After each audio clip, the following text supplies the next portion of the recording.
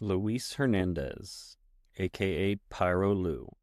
He's faced the flames of LA and lived to tell about it. Now he's channeling that same fire into something deeper. Sabor y Cultura. He's no flash, no filters.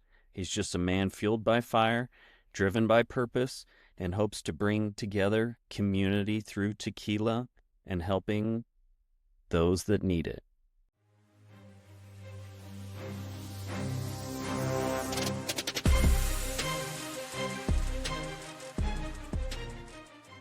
If you enjoy the show, hit the like button, subscribe, and share it to your social media platforms. Thanks for tuning in and enjoy the show. Hello, everyone. Welcome back to Tactical Tequila Podcast. And on today's show, we have Luis Hernandez, aka PyroLou. Before the chaos came, before the art, the ash came, he just didn't survive the fires of Los Angeles. He'd learned how to breathe through them. A frontline firefighter with stories burned into his skin, he now turns the same relentless spirit that he has for fighting fires into something deeper, honoring heritage, building community, and sparking pride through Sabor y Cultura. No flash, no filters, just a man fueled by fire, driven by purpose. Luis Hernandez. Lou, welcome to the show. Thank you. Oh, that's nice. That's a nice little intro there. I like that. Well, Yeah, no, thanks a lot. I appreciate being here. Thanks for having me on. I appreciate you being on. I appreciate your time. And, you and I first met at Las Vegas G4 launch. And then from there, we just kind of hit it off in, the after party, got to sit down and talk to each other for a little bit. And, then I went to Sabor in LA. We talked a little bit. I mean, you were a crazy madman going around that place, pouring drinks for people and, just making sure everything was squared away in the way that it needed to be. Yeah, it was definitely a huge learning curve, my first event. But you know what? It was fun. It was fun. A little chaotic for myself and my business partner, Roger. Um, and those other friends that were there helping us. But, yeah, it was very chaotic, but you know what? It was a blast. I had a blast and I really enjoyed doing it. So that was great. And that's good. One of the things that I really wanted to get into with you is I want to, one, tell everybody about you, the person, and you, the firefighter. And then, of course, we'll get into Sabor, Chicago. And I'm definitely looking forward to that event. But just wanted to dive in. Is there one specific fire that you had to fight or battle? And how long has it resonated with you since the smoke cleared? Man, there's been so many fires. Um, as far as one significant fire, uh, yeah, there was one fire. It happened approximately 13 years ago. I was a fireman and it was a large commercial building fire and, it was a very not, not overly complex, but, some missteps were taken, and a definitely learning curve for me, and it resonated very strongly then, and it still does now. I actually got burned on that fire, um, and but me and a fellow firefighter were injured, and but it helped me. Luckily, nothing permanent. All kind of wounds healed, but it definitely stayed with me, and it kind of pushed me to kind of have more of an even stronger emphasis for training. So now that as a fire captain now, and actually I have a new firefighter that is assigned to my station, and I kind of like to reinforce those that training and that need for for that training and education because, yeah, my profession, it's a little dangerous, there is some danger involved in it. And, especially with some of these fires, that we go to, the instances that we go to, they can definitely have some very serious repercussions, and lives are at risk. So definitely it kind of helped me push more forward towards the training aspect of my career. Okay, and just talking a little bit about fires, and you did a big push for getting supplies and stuff needed for the LA fires. But LA burns differently, in my opinion, at least from someone who's on the outside looking in. Um, but what makes fighting fires in LA different or more unique than other places? Thing about LA is that LA is technically supposed to be a desert. We keep it green, artificially green. So a lot of people don't understand that when they see Beverly Hills, they see all these nice neighborhoods, downtown LA, they see all these different, all these big structures and all these different communities that are built in. They don't realize that those are placed in a largely waterless area, of LA County. So we actually, for the majority of our water here in Southern California comes from Northern California through the aqueduct. So we are in a very dry region. And of course, we have the Santa Ana. The Santa Ana's here in Southern California with that dry wind. Um, it just makes for a very, very, very deadly combination. Unfortunately, it was that perfect storm kind of happened here in January here in LA with these fires, the Eden fire and the Palisades fires, where everything lined up. It was dry humidity. It wasn't even that hot. It wasn't really hot. It wasn't that heat, but it was dry. And a lot of people don't understand that heat and dry, it's they're different things, but they're both can contribute to the spread and spread of fire. So yeah, with Santa Ana's going, the winds howling like they were, dry conditions, yeah, it just made for a very fortunate, very, very deadly, very catastrophic fire season. And irregularly in January, where most of our fires are usually over in November. It's very out of place, out of norm. And I know this is probably going to be a loaded question. There's speculation that it was arson. I'd seen even some posts on social media where a man was arrested for what people thought he was setting fires to. Is there any truth to that? So we do have well, we have a lot of crazy people everywhere. So that's first and foremost. So any given point in time, if you scroll through social media, scroll through newspapers, scroll through your local news, you're gonna get some crazy story about something. But unfortunately, the people that do start fires, they're out there. They are out there. They have been known to cause these large fires, stuff like that. And some of them they know what they're doing. Unfortunately, they know how to cause the most amount of damage. And it doesn't really take a brain surgeon to realize you got a lot of wind coming and dry conditions. Oh, if I start a fire right here, if I start a small fire here, this wind will just carry it and push it. And that's kind of exactly what there was a fire that started. Don't know. We're still looking into it.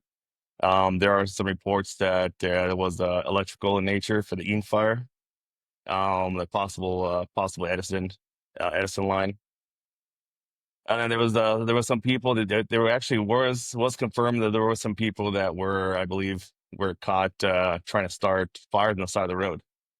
But is that what started the big fires? We don't know.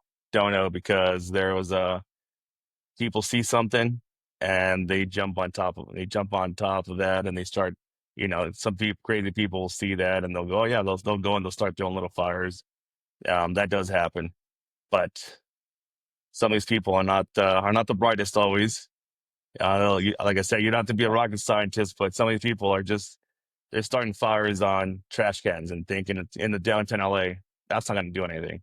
It's obviously not going to do nothing. But people see fire and they're very attracted to fire, and they go and they'll start doing stuff like that. And but who knows why people do half the things we do. So there's that. Human nature, I guess. Well, and I think probably a lot of that is, well, one, notoriety for one, and then also I think another reason why they do it is out of anger. I think that the anger portion is someone crossed them or did them wrong, and in order to set it right in their mind, they're just going to set it ablaze. Yeah. Yeah, I can see that. I can see that. Like I said, there's so many people do people react, react and overreact to different situations differently. I can see that happening. I definitely can see that happening. And unfortunately, nowadays also is the time of notoriety and that clout chasing, and they Hmm. want to, it's like people do bad things and they come on the news and they do all these different things. They harm other people and they do all these things, and it's just to their name on the paper. So that's definitely true. It's definitely something that we have to worry about now more so than we had before in the past. And talking about um, fires and destruction and, just how bad things can get, is there a moment where you were fighting a fire and you thought, well, this is it? And how did you pull through that? There's been so we call them near misses. So a near miss is anytime you you have something that could have gone really bad and it nearly got you. It just missed. It's a near miss. So yeah, it happens. It happens. Like I said, the profession that I chose to pursue, unfortunately, is filled with a lot of dangers and a lot of risks. Um, and you just have to really fall back on your training and realize that it's something happens. Okay, well, keep going. Just keep going through. Trust in your department, trust in your fellow firefighters there. Trust in your equipment. You got to have that trust in your training. You got to really fall back on when stuff kind of hits the fan. So that when it happens, like there's certain things already in place. Training is already in place to have these, to know what's going to happen next, and that kind of helps reassure you as an individual and they're doing these things. If you're fighting these fires or you're doing whatever incident you're attached to. Um, like I've fallen through a floor once on a fire.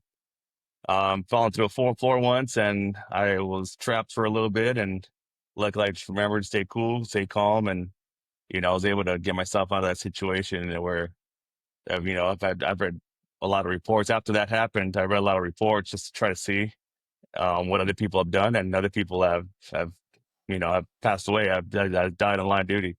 The same thing that happened to me.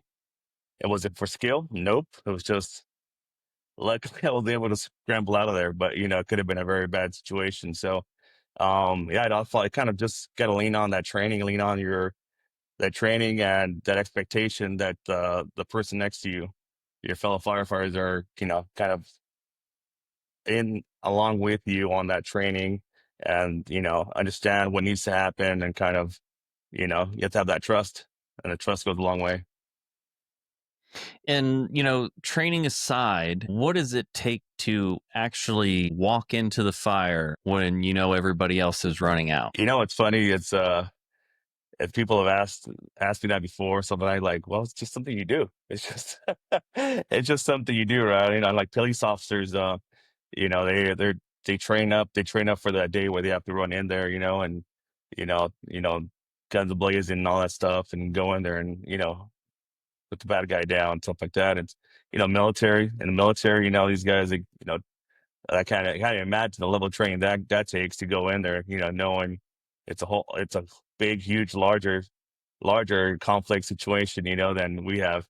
But I think it's kind of the same thing. It just goes into that training and that belief that And I say training a lot because it really is. You have to train yourself to be in that position. If you don't train up enough to be in that position, then you get your mind to start feeling with doubts. And that's why I see that a lot with new firefighters, where they're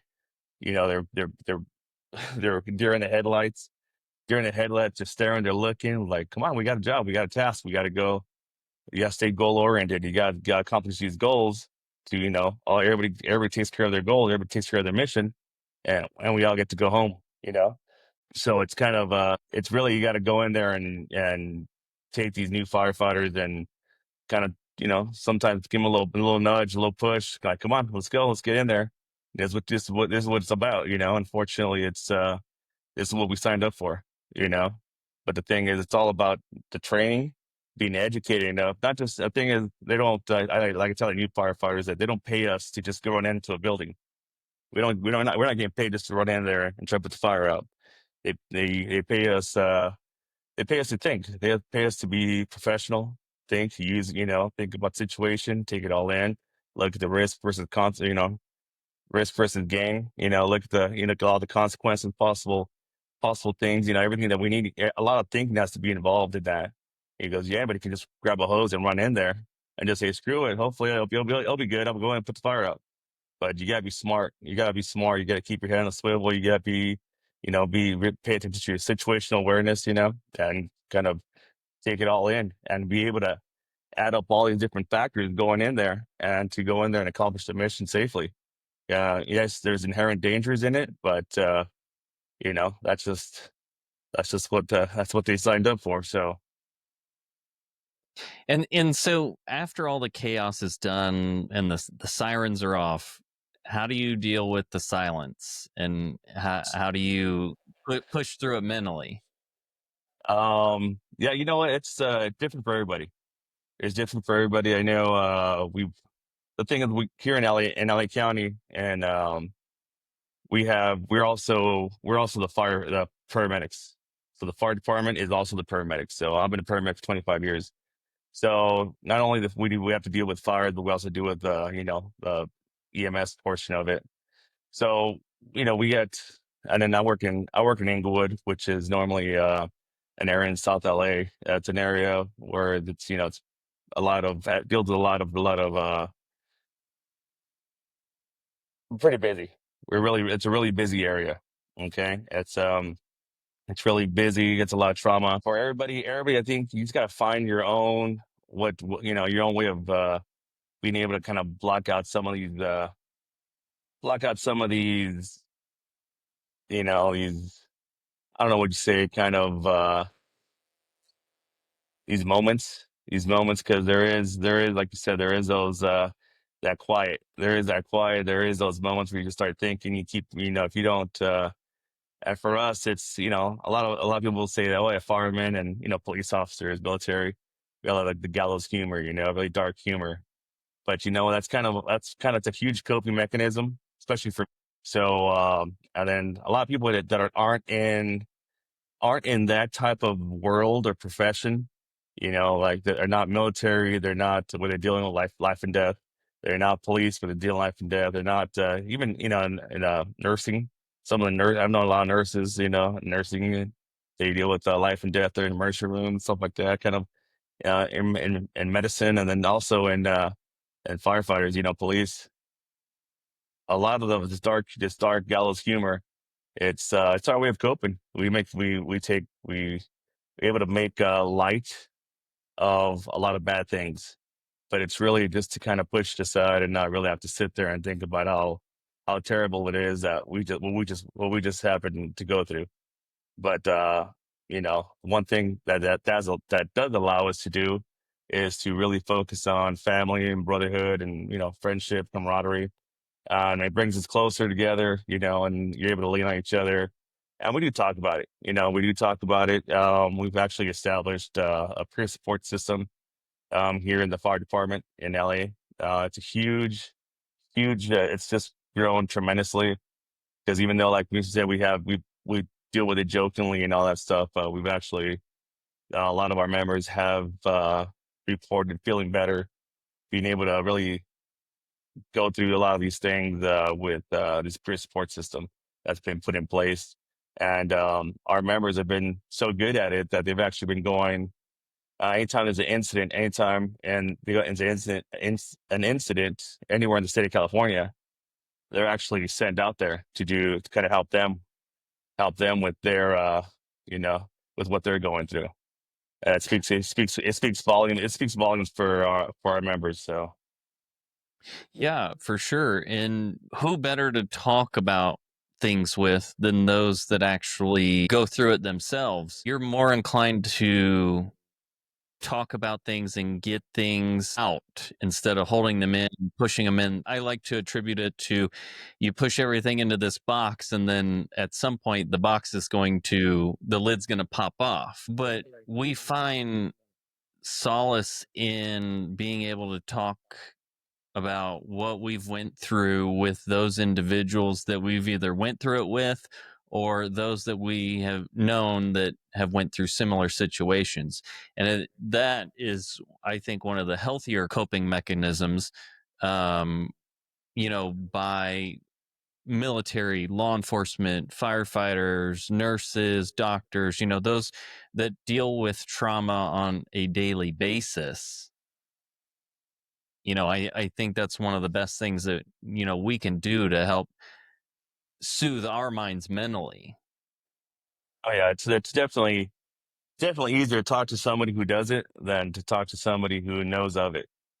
You know what I mean? Right. So yeah, it's great. We have and it, the good thing about our peer support system is we have some legends. We call them. These guys that are known throughout our department. They're known to have worked at really busy stations and have been through, a whole bunch of fire. They just have had a career's length, really, a truly a firefighter's career, and now they're able to give back. And some of them are even retired. Some of them are Okay. retired members that are doing this, that stayed on after just to kind of help people deal with this and go into a situation. So it means a lot. It means a lot because they really have walked in those shoes and have been there, been where you're at. So like I said, everyone deals with things differently, but it does help just to even talk about it. What's one thing or something that the public will never understand about the life, as a firefighter, or those that, deal with something traumatic on a daily basis? They'll never know the toll it takes on you. And that's the time away, the time away from family, the time away, at work, and the just sleepless nights, a lot of sleepless nights. I just got home. I just got home this morning, or actually last night, and I went in on Monday. So I was 6 days at work, so it's definitely, it does wear on you, a little bit. But here's the thing. It's okay. For me, I see it as they shouldn't, they should kind of know about it, but it shouldn't matter. Because my thing is, if you are working, you're expected to perform. If you're working, you're expected to be there. When they call 911, that person expects somebody to show up, ready to go, ready to do the job, whatever it is, whatever it could be. It could be helping them get up out of bed, get up off the floor. It could be helping them move up. We've been called out to help them. Can you slide me up on the bed 6 inches? Because I can't. Oh yeah, well, at 2 in the morning. But you Mhm. know what? It's you go from that, you go to a fire. You go to a fire, people need to be rescued. People need to, we had a fire just 2 days ago, apartment building, second floor. A lady, had to get had to get, she got caught in a fire in her apartment, so had to get rescued. So, there's people don't understand the time and the dedication it takes to do that. But at the same time, it's okay because I like the fact that people, when they call 911 here here in the U.S., for the most part, people are we're spoiled. We're spoiled with people all over the world don't have that luxury. They can just pick up the phone, call 911. Hey, can you come and help me do this? Can you come and help my mom? She's sick. Can you come and help this? Can you do this? And, so it does. At the same time, they're not going to know, but it's okay. It's kind of something that we pride ourselves in. I think everybody in the fire service pride themselves in the fact that we're gonna respond. We're gonna be there. We're gonna do the best job we can. Regardless of how tired we are and how little sleep or how dumb the call is, or you know. So it's just I think it's good. It's a good not knowing, I think. And so with that, firefighting changes a person. And in that, how would you say that it has shaped you and even reshaped your view of life? And so, like I said, I've been a paramedic going on now almost 25 years in November. I'll be a paramedic. So for me, it has it's changed my view of life. Period.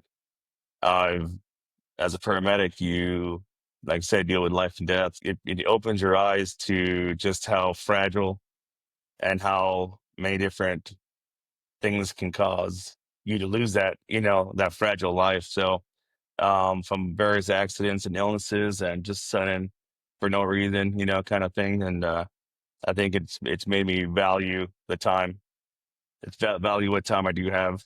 We do have with our families, and I think it's really kind of shaped me into kind of being able to really cherish and value life a little bit more, kind of from my point of view, where I'm going to work, and when I leave, I don't know if I'll come home. I really don't know if I'll come home. So I do cherish that time when I am home. I do get to cherish that time and really kind of try to bond as best I can. Sometimes I get home, I'm just dead tired, and my kid wants to play.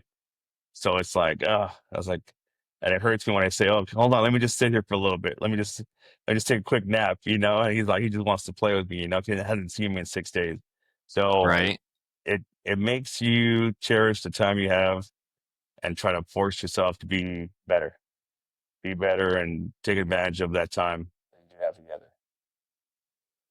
I agree with you wholeheartedly there. Even in my line of work, being gone and then now coming home, splitting it between your significant other, your kids, it's that even can be pulling on, you know, your mental health is that, it's just like I need 5 minutes just to decompress, Yeah. and I'm not saying that specifically for me or you, but people in general. It's just you have that moment, almost like a moment of clarity where you're like, hold on a second, you know, I just I need 5 minutes, like just let me sit.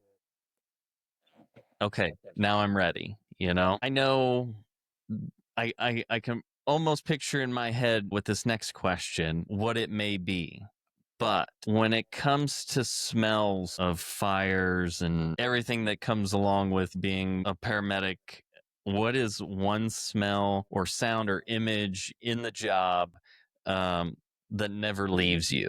Well, it's the smell of someone who's passed quite a few days ago. It's that smell. You smell it from outside the house. You know what you're walking into. So it's just it's yeah, it's just something I always we just had one yesterday morning. So yeah, we call welfare checks. So they call you up and they say, hey, we haven't heard from so and so in a couple of days. Can you go check on them? And we're outside. We're trying to find a way to get inside. And I smelled. I go, oh yeah, call. You have next of kin. You have somebody who you go, oh yeah, I'll call the brother. Okay, call the brother. Tell him make his way down here because I already knew. I wasn't confirmed. We still had to get in there, so we had to break the door down and go in there. But yeah, as soon as we walked in there, I was like, oh yeah, so someone had passed a few days, a few days. So yeah, it's just that smell. That smell is just yeah. I'll never. Yeah, it's been smelling it for years, so it's just it's ingrained now. So yeah. Yeah. Well, even when I went through investigator school, and they they they tell you, oh, that if you put a little bit of Vicks vapor rub inside your nose, it. I'm like that. No, that doesn't help. Yeah, I've never done any of those tricks or little things like, yo, you do this. And I go, just, you know, I've I'm actually very fortunate. I got a pretty strong stomach. I got a big, strong stomach, so I could I can go in there and yeah, been dealing with vomit and feces and all this stuff for so many years. I just kind of like, and I got 4 kids, so that's yeah, dirty diapers. Yeah, it's nothing. That was nothing. That's a cakewalk. That's easy. I got 4 kids. You telling me? You kidding me? It's easy. I can walk through this. Um, you know, between law enforcement and firefighters, there's like this bond between each other. When it comes to the unspoken bond between the crew, what is it like, and how does it become more intensified when the city's on fire? Oh man, you know what? It's when well, during the fires there, it was all hands on deck, kind of thing, and so everybody everybody was called in. So we actually didn't have enough fire engines to send everybody, but we had everybody at the station. So we were all there at the station. We were told to stay there, so we're kind of like just. But I think it shows a lot because we had people that were on technically on vacation. They were on vacation and they came in off of their vacation just see what they can do, see how they can help. So anytime we would get a fire engine available, we would load them up. Hey, you, go, and they would just grab the stuff and go. And it's something that's great. I think with fire police, kind of the first responder profession. It's great because you get your name called and you're like, okay, let's go to work. There's no I'm sure there's probably some here and there. It's just our profession is just when your name is called, like, hey, we need you to go here, here, here. Okay, let's go. It's not a question. It's not a question of like, oh yeah, oh I don't know what's going on or what are we gonna do or nothing. It's just your name is called. Let's go to work. And you you, you pack your gear up with your crew and you go out there. You go out there do some work. So I think the the thing is it's also showing is that those that weren't called, you can see it in their eyes that they're hoping to get sent. Like, dude, call me. I'm like ready. I'm right here. Let's go. And a lot of us were at the station because I didn't get to go on the first wave of people. I didn't get to go on the first wave of people because I was at the headquarters station. We went to a different fire. We're dealing with a different fire, and that one we ended up putting that one out. But then, everybody was going to the Palisades or the Eaton, so we went to a different fire. And then when that one came out, so there was so much stuff, so many different other little small fires going on all around the same time. It was just all these things were just going all over the place, and it was a lot of chaos going on. And but it was definitely something. It was definitely something to see those that got called. Man, they were just like ready to go. They were on it, no questions asked. Let's go. And those that weren't on it, those that weren't able to go, you can see they were just waiting to get their name called. Like, hey, I'm here, I'm ready, I got my gear, let's go. They were finding there are people driving up there in pickup trucks and their own pickup trucks, just driving up there. So they're like, screw that, I ain't waiting around. We have no fire engines, I'll drive up there. And they drove up there, and they drove up there, and they found crews to jump on the fire engine with and to go help out. So that was awesome. That was awesome to see. That's amazing. That speaks, well, not only amazing stuff about those individuals that do that, that put their property, their life, at risk in order to help a brother save a community, save a city, that speaks wonders of those individuals. Oh yeah. Yeah, those guys are definitely you know, definitely stepped up. A lot of firemen, a lot of firefighters stepped up that fire. So yeah. Talking about amazing individuals and stepping up, you have stepped up in a way that in my mind, you're one of the most top-notch individuals, in creating Sabor y Cultura and the things behind the events that you put on. But what sparked the vision for Sabor? Um, Tequila. No, well, here's the thing. It's so for it's almost 25 years. I've been part of the Boys and Girls Club, the East LA Boys and Girls Club. I was on the board of directors. I joined it. Actually, what's funny because 23, 24 years ago, me and my wife were looking for somewhere with my kid. That my oldest at the time, he was 3 or 4 or 5, something like that, and he was looking for. We were looking somewhere for him to go after school because I was working and my wife was working, and she didn't get up till late. So we needed some after school daycare. So we're looking around. We're like, man, we can't. Where can we go? Where can we go? And we someone said, oh, you know what? Try the Boys and Girls Club. I was like, really? He goes, oh yeah, they have after school program. I was like, okay. So I went over there. We went over there. We went go look at it, check it out, and I was like, oh man, they had all these kids from 2:30 to about 6. There's about 300, 400 kids that go there after school in East LA that would go there and would stay there and get tutoring, get help with their schoolwork. They would play sports. They would do all these different activities, and it was great. And I was like, wow, this is actually pretty good little, this is a nice little community center. The Boys and Girls Club. That's really cool. That's cool. The kids got somewhere to go. To keep them off the street, kind of a thing. And I was like, that's pretty awesome. So so I signed up and put my son in there, and then I met Anna. Anna was the director then.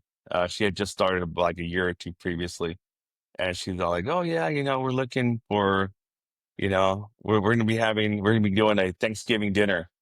We're looking for donations." I was like, "Oh, let me see what I can do." So I made a few phone calls, and I was able to donate a box truck full of food, like fruits, vegetables, and stuff, and all these things that I got it donated because it was part of a different event. That leftover donations from a different event that I was helping out with the fire department. So they said, "Hey, we have all this food. Where can we take it?" So I said, "Hey, I'll take it. Give it to the Boys and Girls Club." They're like, "What?" He goes, "Yeah, give it to the Boys and Girls Club." So they ended up taking all this food to the Boys and Girls Club, and they donated it. And she was like, "Oh my God, it's awesome!" Blah blah blah blah. So we started talking, and she's like, "Oh, can you help me out with this event and this event?" So I started helping out with different events. And if you know me, I like a good party. So so she brought me on to the board of directors. And we started, kind of help. I wanted to help out. So we started doing more and more things. And next thing you know, I'm the president of the board of directors for the Boys and Girls Club. And I was president of the board for approximately 10 years. And then I Oh, wow. left. I left a few years back just because I was studying for captain. And I said, "Hey, I need to focus on this. I need to stay focused to become captain." And it's just too much time, and I don't have that time. And she said, "Yeah, that's fine. You can go ahead." So I left. Well, during the pandemic, they got hit hard. They got hit hard. The pandemic really hit them hard, and they were stuff. They were hurting financially. All the donations kind of dried up, and all these things were happening, and they were at risk. Um, they're at risk for, you know, for having to sell the property. So she called me up and she says, "Hey Lou, yeah, we've been struggling. I want to see if you'd like to come back to the board, come back and join us on the board of directors." And I said, "Oh, well, we'll see. What's going on?" He goes, "Oh, we need money. Plain and simple. We need to do something to raise money." I said, "Okay, well, let me see what I can think of." So then, if it just so happened that I had gone to a tequila event in LA. It's a big tequila festival, and we went there, and I was like, "Oh, that's pretty cool. It was a cool little event. It was cool. It had a lot of different brands and a lot of people." I was like, "Man, that's pretty cool." And I was just thinking, wow, it'd be nice if all these brands were actually good brands and not just, brands that I don't personally drink. But no, that's fine. But then little by little, it started kind of coming around again. I'm like, man, that could have been a better event. That could have been a better event. So just that, and then the Boys and Girls Club is kind of going. I'm thinking, man, you know what? I wonder if I could do something, if I could put something together. So mind you, I've been drinking tequila for a very long time, but I never knew there was this community. I was never on IG. First of all, I wasn't on IG like 3 years ago, so I wasn't really an IG guy. So um, I didn't know there was all this tequila community and tequila people and people talking about community and having events. And I didn't know any of this. It was all brand new to me. So when I went in 2023 to Tequila Festival, I was like, man, we should do this. It'd be nice if we do this, this, and that. But I started meeting a lot of people in the industry. So I said, you know what? I wonder if I can call these people and kind of maybe I can put something together. Maybe and mind you, I walked into this blind, deaf, and dumb. I walked in with no idea how to do an event. I still don't know. You ask me, people are still telling me like, yeah, what are you doing? You should do this. I go, I know, I'm just dumb. That's all right. But we're figuring this out, and I'll go into that a little bit later. But they're like, you should blah blah blah blah blah. I'm like, yeah, you know what? Let's do this event. So all I did is I started calling. I said, you know what? I reached out to a friend of mine, and I said, hey, can you help me do this event? He's like, oh yeah, I got it. And he's been around the tequila industry for a while. He had a lot of contacts and all this stuff. I was like, all right, perfect, yeah, cool. So this is October 2023, November 2023. We still doing a little planning. Okay, plan. November. Here comes December. Okay, cool. Here comes January. So I'm like, hey, I got the venue. We got the venue. I went, I paid. I put money down on the venue. Put money down on the venue downtown. I got the venue. Hey, I got the venue. Okay, cool. I go, did you reach out to any brands? No, not yet. I need marketing material. They need this. I go, dude, just call. They're your friends. Just call them up. Oh, yeah, okay. So, anyways, this went on for another 2 months. I go, have you reached out to anybody? Nope. Okay, you know what? Yeah, don't worry about it. All I did was I picked up the phone. Actually, I didn't even pick up the phone. I just started texting. I started texting through IG. I started texting on Instagram to people that I knew in the industry that I'd made friends with in the last 6 months. So I started messaging. Boom, I'm in. Boom, I'm in. And I just said, hey, I'm gonna, you might be in my event. It's for a fundraiser for the Boys and Girls Club. It's a nonprofit. You want to be in my event? All I ask is to donate a couple bottles or a gift basket so that I can raffle it and they can make money on that. Perfect. Next thing you know, we started. I go, oh man, cool. I got 10 brands. I got 15. I got 20. And I was thinking I needed about 30 brands. Well, we had 30. We went blew right about, we blew by past 30. We went to 40 and then 50. And I was okay, cool. I can stop. I'm not asking nobody no more. So we're at 50 and all these brands were great brands, really, really good brands. And I was like, oh my God, I can't believe it. I got Chava from Cascawin. I got Chava says he's going to come down. I go, Felipe's coming. I was like, oh my God, dude, this is crazy. I'm thinking, oh, this is going to be awesome. This is going to be great. So we're at 50 brands. I'm thinking, okay, cool. And then brands kept calling me. They're like, hey, can I come? Can I come? Can I come? Can I come? And I was like, man, so okay. So now we're at 60. I go, okay, well, that's okay. We're done. We're done. No more. People kept calling me, but a lot of small brands were calling me. Small mezcal brands, smaller tequila brands were calling me, and I'm a sucker for an underdog. So I'm like, hey, we don't have that. We don't have any money, and blah blah blah. I was like, all right, come on, dude, come on, all right, you can join. All right, all right, come on. So we ended up with 79 brands, which was crazy, Wow. which is crazy. So it's 79 brands, and it was just, it was bananas. But so then it was trying to fit them all together. So we we put them you put them all in there, and we kind of mixed them up so everybody got to I wanted people to go in there and try different things, and they did. They went out there and people were like, a lot of brands um love the fact that the people that showed up there, they were not just there like, here, pour me a shot and that's it. Just taking shots.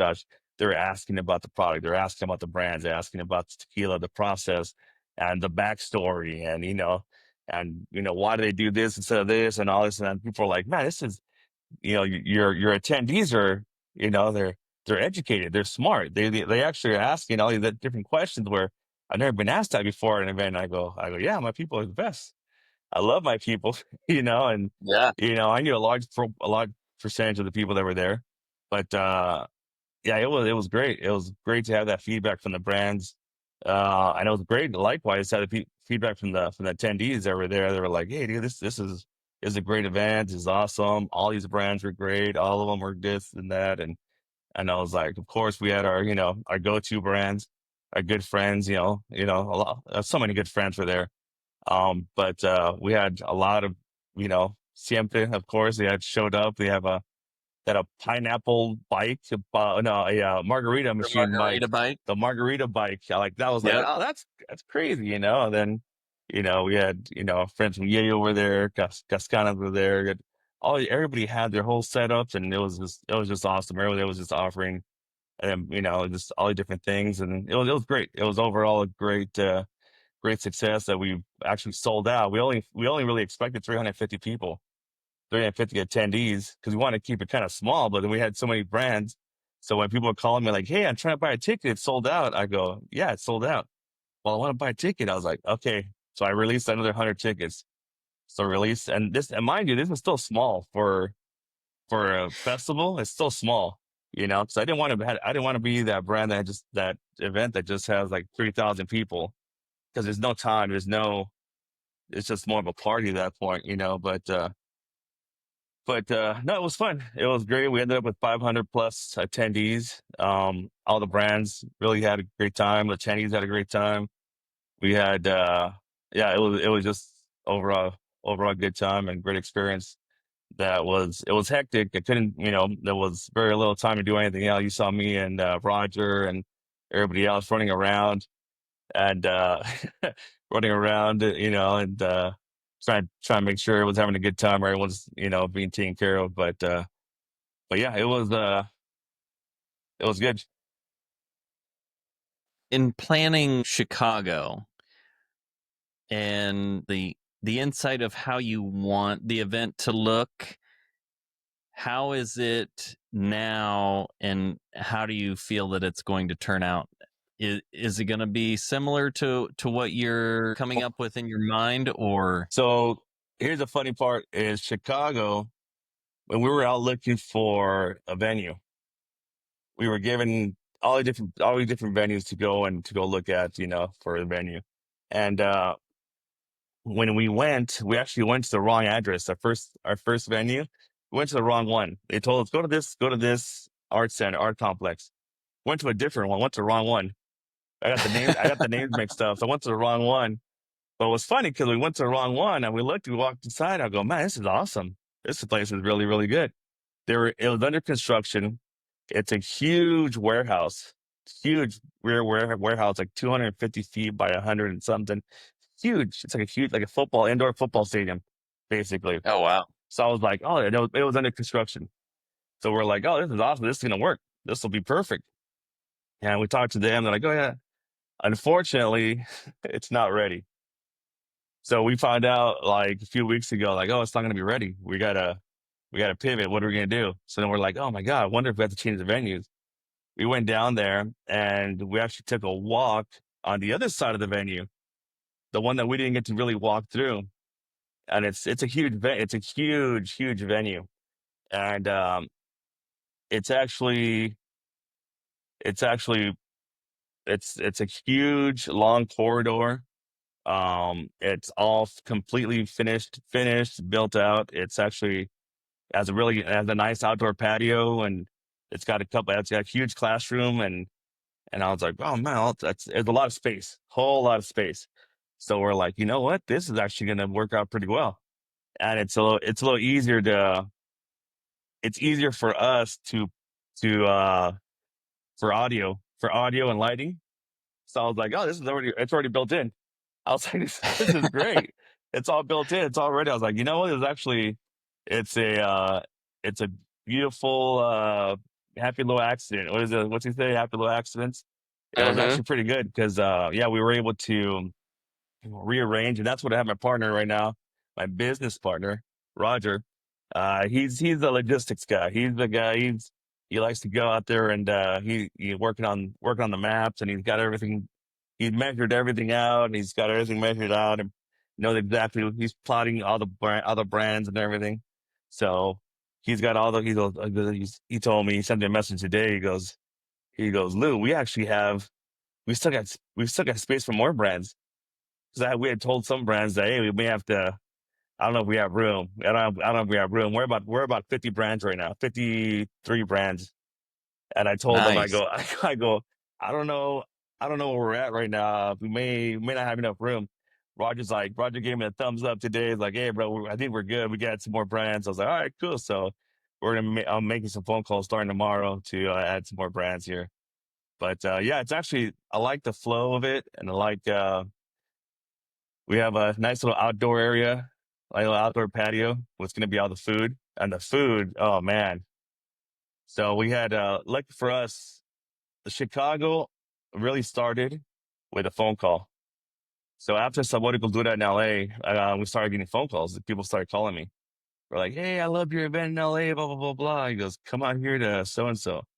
I'm like, nah, I'm good. Hey, come out here to so and so. No, no. People are calling me, go to Miami, go to here, go to there, go to there, go to Colorado, go to all these different places, and I'm like, yeah, yeah, yeah. But thing is, I go, but they don't understand. I go, my thing is the, he goes, oh yeah, well, what are you looking to do? What are you looking to get? You're like, oh, I'll go 50-50 with you. I go, yeah, that's not going to work. I'm not going to put on all the work and you get the money. My thing Yeah. is, it's all about giving back. I believe that, right now we're not in a financial situation yet. We're not there yet. I told my business partner Roger, I go, look, dude, you can join me on this little trip we're doing, but just so you know, we're not making money right now. We're really just we're just setting the stage. We're setting the stage. We're still building. We're still, we're as we grow, as we get a little bit bigger, as we get some, this, I go, we'll definitely, we'll be there because the quality's there. I do believe that we put out a Uh-huh. quality product. I go, we just don't, we're not like other festivals that, that really upcharge and sell a lot and do all these other things to make a lot of money, which we should be. It's more of a business, but my thing is, I'm in the business, but I'm not a very good businessman on that sense, kind of a thing. But you know what? I throw a good party. But Uh, in that aspect, though, like it falls true in line with the agave community. You're there to help, you're there to give back. Like that is a true testament to the agave community in itself. Everything that I've noticed, whether it's brands and how they treat their employees, from the person that the humidor that harvests the agave to the person that bottles and puts the labels on. It's a true testament of how family oriented it is, how you are focusing on giving back to not only the community but the Boys and Girls Club.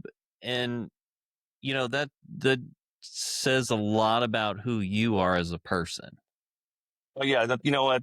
I just I told Roger, I go, look, like what I want to do what I want to get to eventually, is to be able to go and have these events, and with the proceeds, I do want to get to the point where I'm donating, like doing these big, the big checks that you give to our Mm-hmm. different, we are making donations to, of course, to some of our partners some of our nonprofit partners that we're working with, like the Bare Necessities Pediatric Cancer Association in Chicago. We're also working with the um, Widows and Orphans of Chicago Fire Department. We're making a donation to them, and then also we're making a donation to the Greater Chicago Food Depository. Um, Okay. and it just these things, like obviously they're not going to be big checks because we're still starting off, we're still small. We want to get to the point where we're actually we're making considerable donations with these proceeds. Because the thing is, like I tell everybody, is it's not so much about making money; it's about making memories. You know, so if we can have a great event where we can have a great event where we're able to impact not just within impact the you know impact these great tequila and agave brands that we have, spirits, all these spirits that take part in it. These smaller brands, it impacts them tremendously when they have an event where they're able to showcase their stuff where they otherwise wouldn't, really wouldn't have, the eyeballs on their product. I go, it impacts them greatly. At the same time, we're to impact the local community and wherever we're at. I go, that's a win-win, and that kind of keeps me true to my mission of why I started Sabor y Cultura in the first place. Was in LA, everything goes to the Boys and Girls Club. That's the bottom line. So, we may expand to another where we help other organizations, but yeah, but for LA, all that money is going to the Boys and Girls Club. That's the number one mission. That's what we started. That's how it started, and that's why I want to keep it going. That's how I want to keep things going. So, yeah. So every event in New York, I'm looking at different you know nonprofit partners in New York right now for our event in July 12th. So that's gonna be a good event too. I mean, all our events are going to be good, but yeah, it just different things, different areas have a little bit different things, but Chicago's going to be fun. Chicago's going to be fun. We have we got some great food too. We have I'm excited. some amazing restaurants. I'm excited. Oh, dude, I'm stoked. I can't wait. Of course, we're doing a little bit of merch. Got a little merch coming out. We got some stuff coming, some hats, some basic merch like that. But yeah, I'm really stoked for Chicago to really branch out there and kind of get the get the word out there of Sabor y Cultura. I mean, they have another great event. They have Mexico in a Bottle, which I went to a couple weeks ago. That was really good. Okay. That was really fun. So it was great for me to actually see that there was a lot of people there that were digging, the agave community was great, was alive and well. Like people had told me, oh yeah, Chicago is it's a growing market for agave spirits. I had no idea. I had no idea until the first time I went over there in November with Roger. We went over there and we started looking at, we're just peeking in. We got there like 11 o'clock at night. We're peeking in through the windows of all these restaurants and bars, and we're seeing all these great brands on the shelves through the windows. I'll be like, oh wow, look at that! Oh man, look at that selection. That's a great selection. And we looked up, and it was an Italian restaurant. I was like, Italian restaurant with C4, Fortaleza, Cascawin, Salvadores, all these different mezcals, like all these different brands were up. I'm like, oh, that's crazy. It's an Italian restaurant. It wasn't even a Mexican restaurant. So I was like, oh man, you know what? I think we'd be all right here. So, we've done good. We've done well. I think we've got a lot of good positive feedback. We sold out of our VIP tickets. We only had 150 VIP tickets, so but we've sold out of the VIP tickets. We keep it small just to make sure that if people are able to take advantage of that early entrance, stuff like that. So, but definitely got some general admission tickets going. So that's also that's great. Well, let me know how I can help. If you want to do another live raffle, I'm happy to pull in with you. Yeah, yeah, we'll do some. We'll do something. We can definitely do something. Yeah, a couple giveaways there. Also, we can give a little. We have some Tierra Libertad we can give away too. We have I know the owner. I know a guy that knows a guy. Well, and it's good that I know you who knows the guy who knows the guy. Oh yeah, we got plenty. I got plenty of bottles. We got plenty of bottles. And then if you are attending, you'll be getting some of these too. I'm taking course every event that I go to, every Sabor event, I'm taking my bag. So if you catch me, if you see me out there, you got a VIP wristband. And even if you don't, just ask me. I'll give you a little pour of whatever I have in my hand at that time. So putting all this together, what's been one of the biggest challenges? The biggest challenge of not being a in Chicago. So doing everything by distance. So the biggest thing was not knowing, it's the local policies and, kind of that thing is actually lucky for me. I know someone who's been able to work on all the permitting for the event and stuff like that. And there's a lot of when you own a business, it starts to that side of it it is a lot if you're not into it. Like I said, I'm not a very good businessman. I'm more than tequila, the drinking side of it, not so much the taxes side of it. And now I got a bookkeeper, and now I got all these different things, and I gotta do this, not that, and how I do things, how I market. I have a marketing budget. I was like, I never knew I needed a marketing budget. So it's the business side of things is when you start a business is a lot. I never knew that. Uh-huh. I never thought that I would be having a business, so to speak. So, and it's lucky for me, it has to do with tequila. So, if you're gonna be in a business, the best thing is to be in a tequila one, I guess, or something that revolves around tequila. So, but it's yeah, the biggest type besides the business part of it and all that stuff is just the distance. So, um, New York is kind of it's not being able to be there to, and with LA, it seemed it was easier because I was able to go. I was going there a lot. I was going to the venue like at least once or twice a week, just going there, get going through walking through and kind of pacing out and measuring and remeasuring and remeasuring and remeasuring just to make sure everything fits and it was enough space and there was any kind of issues or problems that I had or I was thinking I'm going to have, I was able to handle it then and there. Whereas we're in Chicago, I was like, oh, I would tell my business partner Roger, like, hey Roger, we got a problem. We got to go to Chicago. Okay. So here we go on a plane, flying out to Chicago and, having to go out there to sign contracts and do this and that. And so that's kind of been the biggest kind of problem of it, this biggest, not problem, but hassle, a little bit of hassle, but it's all worth it because I think people are going to they're going to be happy with what we got going. So I think they'll be really happy with the end result. So that's all that really matters.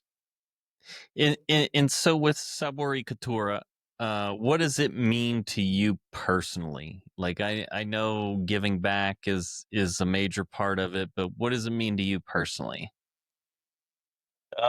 Personally, it means a lot. I think for me, yes, I'm able to give back, which is my number one. But my number two, real close number two, is the camaraderie, the friendship, I have so many friends that I had before Sabor y Cultura. And then now it just seems like, oh man, more people are like, hey, they're like, hey, thanks for putting on this event. And, I made a lot of friends through, after Sabor y Cultura, after Sabor LA that, it was just kind of like the community, the tequila community, the agave community. It's huge. It's huge. And you never know, who you're going to really become friends with. It's interesting because, all you need is to have that one thing in common with someone, and, it's funny because you'll be surprised how many different people, at different ends of the spectrum, from their jobs, for their professions, their education level, from where they grew up, where they're from, ethnicity, that's all these different, every kind of, everybody. It comes together with tequila, or agave spirits, and or or other Mexican spirits, and it's like it's awesome. It's awesome. It's great. You get to meet all these different people, and I'm very my wife calls me a social butterfly, but I like to talk to people. I love just talking to people, just hearing their story, hearing see what they have to say, what they want to talk about, and kind of like what their point of view is. Because I'm that guy. I like to listen. I like to hear. I like to see what they like. What are you about? What are you about? And it's funny because I made some great friends because of tequila, because of mezcal, because of agave, and it's just now that we have this event, it's actually, yes, I made more friends, but it's actually solidified the friendships that I had before, because now it gives us a reason to all meet up. And it's great when I'm able to have, friends fly in, like yourself, you coming over to Chicago. I go, that's awesome. I had in LA, you came through, you had a bunch of people, I had somebody come from New Jersey. People are there from New York. Somebody was there from, Washington, from Texas, from Georgia, from like all over the place. People were flying in, and we had a great time. So that, I think, you know, that just makes it special. And I think that's, it helps reinforce and build a community. And I think it's family. A lot of family. So a lot of good people that I call friends, are, gives them a reason to get together. So I love that's a very added bonus for me. And so you've kind of touched on this a little bit throughout the show, but how do you choose who you showcase? Now that you're bringing more food into the mix, creators, brands, the whole gamut. How do you choose who comes and showcases their stuff at the event? So so here's so for brands. So for brands, when, like, I talked about the other event that I went to, and I was like, oh, that's a nice event, but it's a lot of other brands that I wouldn't normally drink. And I'm not, and I don't say that as a hater or nothing like that. I just prefer what I prefer, and but I know that my palate is not the same as yours, as somebody else's, or even some close friends of mine. Everybody has their own, distinct palate. So me, I I have a little panel. I have a little tasting panel.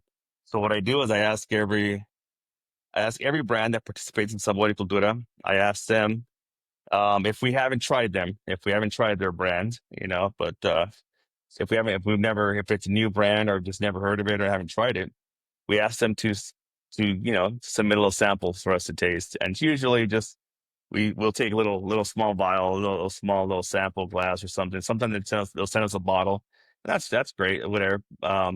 But I have a little get-togethers here at my house, or at Roger's house, or somebody else's house, and I have a little group of friends that I call them my tasting panel. They're good close friends of mine who I know love tequila and agave spirits. So we kind of just sit around and like, all right, here we go. Here's the next one. So we go through and we taste all of them, and it's not a dictatorship, I don't say, oh, I have to like it or else don't. No, it's more of a, like, what do you guys think? This is what, and they tell them how it's made, and we tell them, hey, this is what it is. What do you guys think? And if they say, you know what, if the majority says, you know what, yes, like, okay, cool, all right, they're in. And I think it's nothing like, we have had some brands that we just say no to, unfortunately. But it's not like it's not we're not like, oh yeah, you're no good or whatever. But we have had some brands like, sorry, no, we're choosing not to, you know not to have you at our event this time. And just kind of it's more of there's a lot of factors to go into it. One is production, taste, but a lot also is story, the story and who you are and what you're doing and why you're doing it. So we you know the fact that we are a smaller festival allows us that ability to kind of be more selective. And I want to know about, like, oh yeah, tell me about your brand, and they start talking about what they're doing and why they're doing, why they started a tequila brand, and or a mezcal or what have you. And I go, that's something that the attendees would love to hear, or that's something that, oh, this brand is really good, it's really tasty, or it's actually it's really decent, so there's a lot of factors that go into it. And the thing is, it's ultimately it's put up to a vote. It's my little tasting panel, and it's for them to kind of put together and come together, and they say, oh yeah, this, I tell them all and give them all the information and let them decide. But everyone's been happy with the results so far. So As the event grows, because I mean, you started in LA, you do local events in LA, now Chicago and New York. As you're growing, how do you feel that you can maintain the authenticity in the event and with the brands itself? so that's one thing that we kind of talked about this with my business partner Roger Bravo. And with our tasting panel, I'm very transparent with everything, and I tell people like, this is what it is. And we tell them like, hey, we want to make sure we maintain it because it's all about quality. My thing is not quantity. Luckily for me in LA, yeah, we had quantity. We had so many brands, which was great. But at the same time, it does, if you do have too many brands, it does do a little disservice to the brands that, if you don't have enough people tasting their thing, tasting the product. So, for us, it's about making sure that we are out there. We are putting, although we're adding new brands at all the different events. We are adding new brands. We are still tasting it. We're still taking the time to, look at all the different things that go into the event. Like for the food, or for the food vendors, we me and Roger were out there. We had a taste test. It was a terrible job, but we're out there and we told people, hey, what are the best, some of the really good restaurants to go to, and they told us, and we went out there, and they're like, oh yeah, definitely, we're in. So we're gonna have some pretty good restaurants gonna be out there.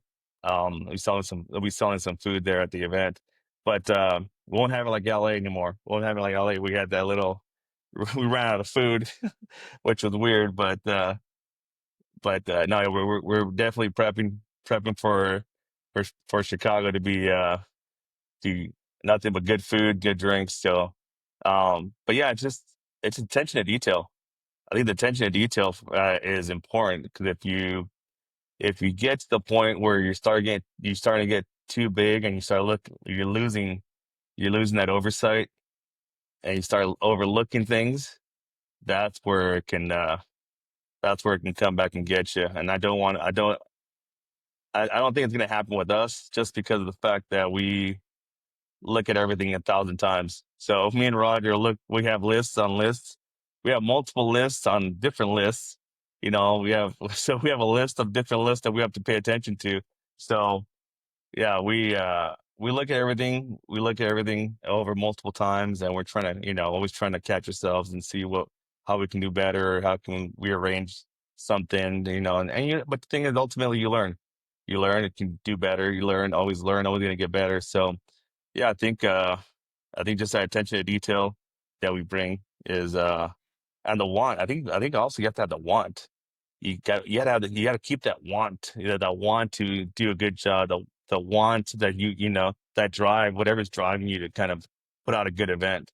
And that's my thing. I have that fear of people not liking my event, not having a good time, because nothing would bother me more than if I went to an event and I didn't enjoy myself, you know. And that's my thing is, and that bothers me. That does bother me, because my thing is, when I put this event together, I want to make sure, and I tell people this all the time. I want an event that's not just good for the people that go there, but I want an event that's good for the brands. Oh, for sure. I want to make sure the brands, it's a successful event for the brand, that they actually appreciated being at my event. Because moving forward, if they're not having a good time, well, what's going to happen when I want them to come to my next event? So I want to make sure that I give them what they're looking for, because everybody has their needs. Right. The brands got their needs. They need eyeballs. They need people that are tasting their product so they can get that exposure. And the attendees, they want to have good stuff to drink and plenty of it, and they want good food to go with it, and music. I got mariachi. I got ballet folklorico. I got a DJ. We got great food. We got great brands. We have all these things that are being put in place, so to make sure that everyone's I'm hitting everyone's target. I'm hitting everyone's, and that's the thing is you got to have that in the forefront of your mind to think, and when it comes to this event, because if you don't, if you overlook those things, you take people for granted. I think that's where things start going wrong. You start, oh yeah, this brand, yeah, they're gonna be there. Yeah, yeah, yeah. Of course they're gonna go. They have to be there. I'm like, no, dude, don't take things for granted. Don't ever take things for granted. That's why, I kind of stressed out a little bit, I stressed out here and there, but it's for a good reason, because I want to make sure that I'm putting out the good product, because there's always the next event. There's always the next event. And for me, no matter, I don't care how big the event is, because you've seen that I've done small events here in LA. I did a small blind tasting and bottle share in, I don't even know when it was, a few months ago. And I did it just to raise a couple bucks for the Boys and Girls Club, because they needed to buy, they needed to purchase something. So I had an event. Like, hey, no big deals. But you know what? I went out there and I spent a whole week just trying to make sure that event, even though it was nothing great, nothing tremendously like, life and death or nothing, but it was a good event. And all those bottles came from my bar. But it was just a simple way to raise some money for the Boys and Girls Club. And the thing is, that attention to detail, I think that want to put out a good product is what really makes a big difference. So, how do you mentally switch gears from fire captain to now entrepreneur and business partner? How do you make that switch? Um, when I go to work, I'm at work. It's hard. People call me because my phone nonstop rings. My phone's always ringing. Someone wants to know information about this or that, or he goes, "Are you gonna have chairs there?" I was like, "Oh, yes, I'm gonna have chairs." Like, right up thing. 'Cause I give everybody my phone number, and it's not. I don't really care. Um, but Which, by the way, I don't have your phone number. really, like everybody, Yeah. like people I don't even know call me all the time. Goes, "Oh yeah." Someone called me last week. Goes, "Are you gonna have chairs at the event?" I go, "Yeah." Okay. I let it know. I want to make sure I have somewhere to sit down. Yeah, perfect. There's gonna be plenty of chairs. So, but but no, I'll get you I'll send you my number, Matt. But it's it's hard to kind of put some stuff away. Yes, that's true. But when I'm at work, I really focus in on work, because it's kind of it's kind of important. It's kind of kind of a big deal. So Yeah. it's especially right now, I have a brand new firefighter with us. So we're doing a lot of training. We're really focusing. Like I said, I love training. I love focusing on that, and especially with the firefighter now, I got to make sure that I kind of go extra with that, just to make sure, because they're just starting their career off. So help them put their best foot forward, kind of a thing, kind of get started Okay. off in the right direction. So Yeah, when I'm at work, I'm focused in every now and then at night, and when it starts, starts calming down, I'll go on IG and I'll look at somebody doing a live, and I'll jump on for a couple minutes and say hi or whatever. But yeah, for the most part, when I'm at work, it's just the way it is. We're busy enough where we're really focused in on. So, but when I'm off, I try to be I try to be kind of more family oriented, as best as I can. But during festival season, that's kind of hard to do Right. that, right now, especially weeks away. So, Focusing on brands and key individuals, who are some of those brands or individuals that the attendees need to pay attention to going into Sabor Chicago? oh, well, of course you got. We actually have a whole 1414 area. Yeah, I'm a big. Yeah, we have a special 1414 section. It's just, Sergio. I love Sergio Cruz. He's a good friend. Unfortunately, I'm not able to make the trip, but he's gonna be well represented there. We have, of course, our good friend Alex from Siempre. Has a whole thing planned that he's working on. But we have Lost Lore, Yayo, Siempre, Tao. We have Alma de Jaguar are going to be there, and they got a special little something showing up. So I would definitely, you can't miss them. You're not going to be able to miss them. And then we got a new 1414 brand, Cultura 100. They're going to be there too. Okay. They're going to be in that the 1414 room there. But yeah, we have another brand, Manuscrito. Manuscrito is a must. It's a new brand. It's a new brand. It's coming out of uh newer distillery, El Sabino. And it's made it's really tasty. It's really good. It's a newer brand. I'm excited that they were able to make it. And they're actually from up in that area, I think somewhere. I think they're Wisconsin. I think they're Wisconsin or somewhere around there. They're from that northern area there, northern region. So they're able to make it, and their stuff is really good. It's really good new brand. People are gonna be, if you haven't tried it, you're gonna be really surprised. It's really tasty. What Nice. else? And Okay.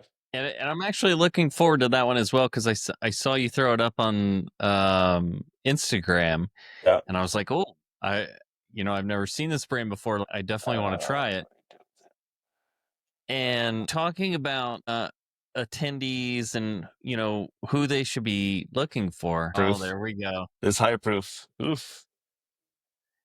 There we go. And then talking about attendees and who they should be looking forward to, um, those first time attendees, what type of experience do you hope that they get out of this event? I hope that if they're first time attendees to Subload, you're gonna see quality. You're gonna see quality. I hope that you leave there knowing that everything was basically, kind of handpicked. We were kind of handpicked for a good time. So you're gonna enjoy. I hope they come out there, they enjoy. They see that it's not just a tequila or agave festival kind of thing. It's more of a cultural, that's my thing is every event I choose to celebrate. That's why it's Sabor y Cultura. It's the little taste and culture, So I want to make sure that Mhm. people enjoy everything they have to offer, not just tequila or the mezcal or there's so many different and other spirits too. We're gonna have other spirits. We're gonna have Raicilla, we're gonna have Sotole, mezcal, of course, tequila. Um, we want to make sure people take in all the different aspects that makes Mexico beautiful. I really enjoy it. I really enjoy my trips to Mexico. I love my culture. I love all the different traditions that that we're that I've been a part of.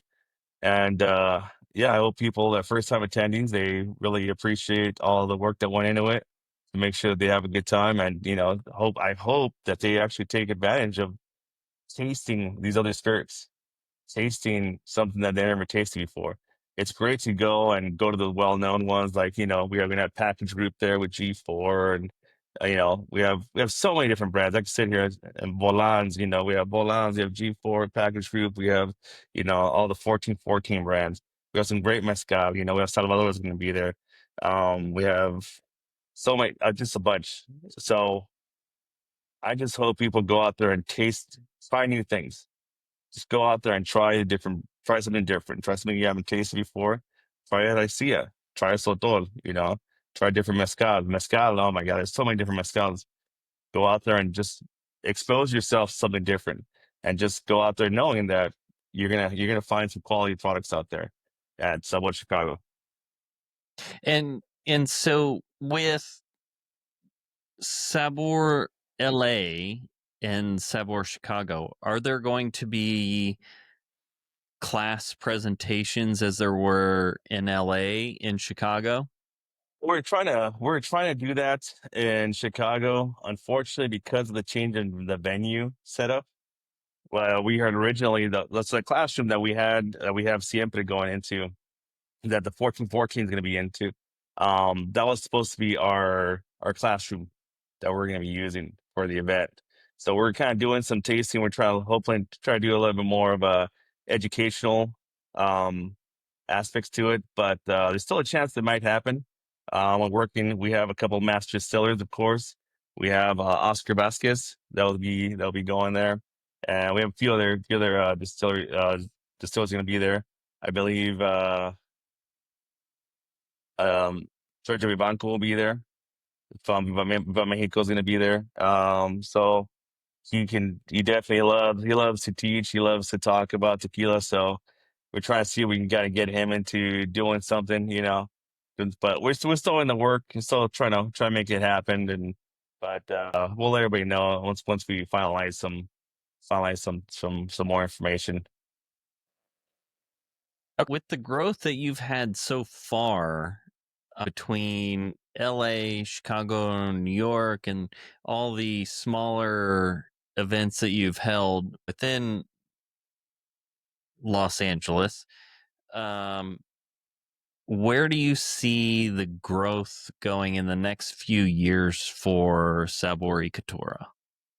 So next year we're looking to add a few cities.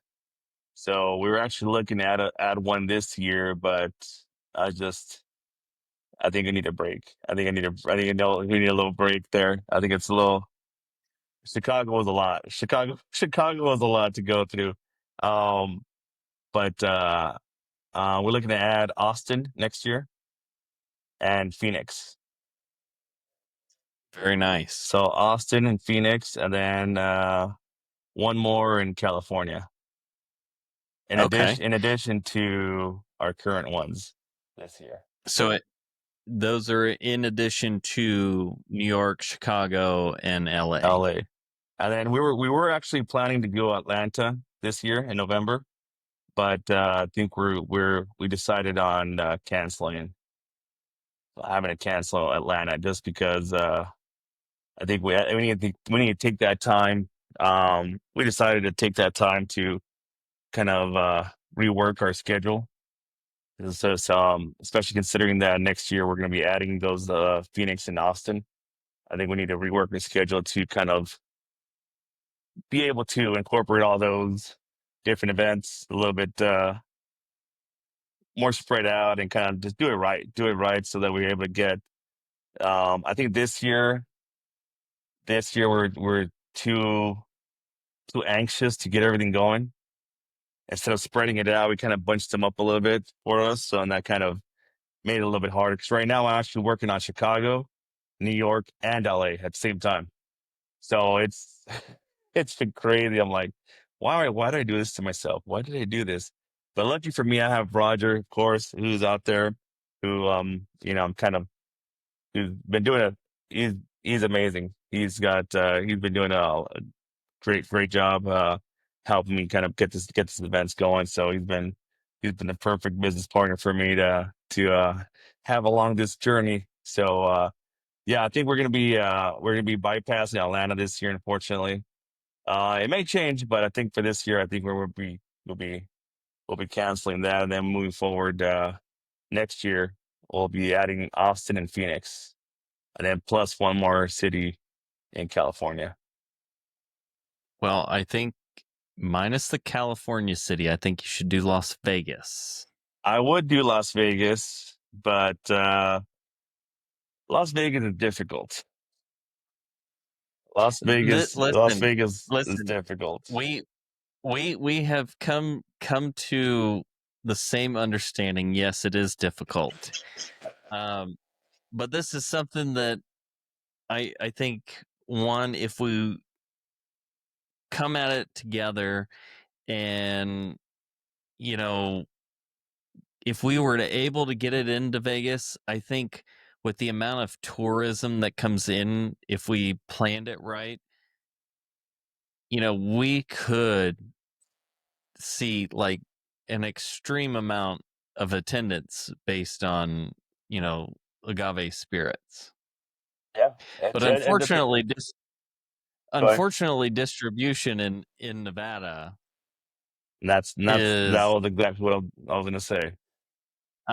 look, I know where you were going with that, and I've had a few shows where I've had brands on, and it's like, yeah, we're just not in Nevada, and it's like, I know, I want to know how I can help you get to Nevada. That's that's what I want to do for you. I want to know how I can help you get here.